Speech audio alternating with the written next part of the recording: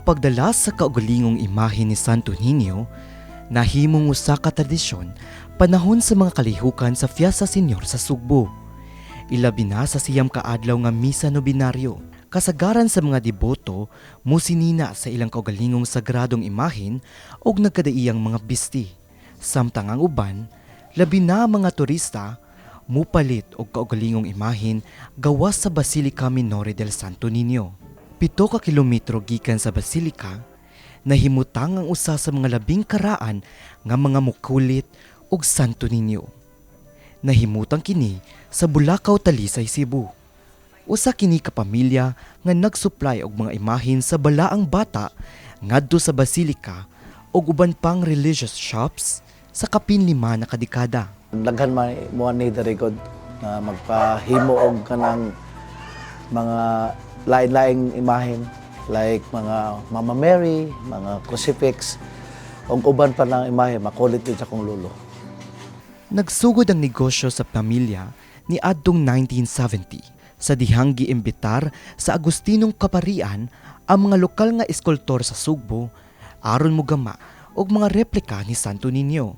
Tungod sa iyang talagsaong talento ug lawom nga debosyon, mitubag sa tawag sa higayon si Anhing Theodore Bintain ug tuod man napili ang iyang binuhat ug nahimong main supplier sa mga imahe ni Santo Niño sa Sugbo.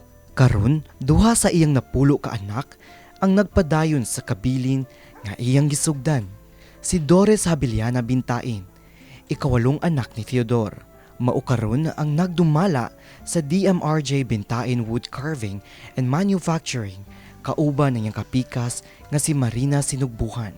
Makategorize sila sa identity sa ilahang faces sa Santo Niño. Kani mao gini amo from the original wherein Doris Bintain was the successor. And then ang uban lahi pod daghang klase sa dagway sa Santo Niño, na dako, na gamay, na black, na red. Nya ang amoa gyud is coming from the color of the original, which is known as the Caucasian color. Okay. Unya around 2004 kuan na ni turn over na ni ang business from the original to Doris Bintain nga until now giran gid gihapon, existing gid gihapon. Sulod sa ilang workshop, mupatigbabaw ang diwa sa tinuod nga debosyon. Matag hulagway sa Santo Niño, magsugod sa fiberglass. Maampingong gisagol, gihulma o gibintalan.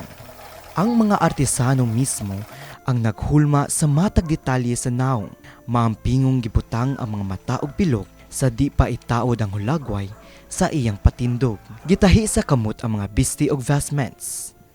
Dayon gidungagan sa katapusang mga regalya sama sa korona, setro o globo. Gikan sa pinong detalye sa naong hangtod sa pagsundog sa tradisyonal nga sinina. Matag hulagway nagapakita sa dedikasyon sa pamilya o sa ilang halangdong pagtahod sa sagrado nga tradisyon. Well, simple ra jud kaayo. Pareha na mo when we create the Santo Niño, we pray. Pag-ampo mi nga unta ang kaning among gibuhat kung paliton sa tao ang ilang faith sa Ginoo, especially sa Santo Niño gyud nga batang balaan. Kanang mahugot bitaw nga manghatag mig inspiration nila. Nga kanang kung muampo sila sa Santo Niño nga among gimugna, kanang mas strong ilang faith. Kanang dili sila doubtful silang faith sa Niño. Mora gina. Kay dili ra magini, it's not just purely business. We advocate po the belief of the people, especially Cebuanos, nga si Santo Niño muhatag gid og milagro. Ato usab nga nahinabi si Daisy Bintain, usa sa mga anak ni Anhing Theodore. Iyang gihiskutan kung giunsa paghulma sa ilang pagkabata ang paghimo og mga imahen sa Santo Niño ug kung giunsa pagtabang niini ang ilang pamilya pinaagi sa paghuman sa ilang edukasyon. Nag-grow up mi inani na siya. Inani na ami obligasyon amo, inig uli mauni, dili gyud ingon nga. Aw yabag ka di suroy pero di man pareha karon daghan kay suroyan no. Isip usa ka suppliers sa labing karaan nga Katolikong simbahan o usa sa kinadak-ang pilgrimage site sa Pilipinas, nag-atubang ang pamilya sa padayon nga hagit sa taas nga demand.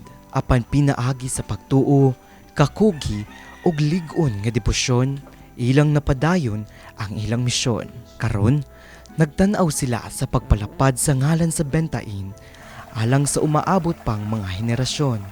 Labaw pa sa pagtubo sa negosyo ang ilang pagsalig ni Senior Santo Niño nga maoy nagpahinumdum kanila nga magpabiling mapahihupsanon ug mapasalamaton. Ako si Mark Armas, alang sa Sinulog 2026 sa My TV, Cebu.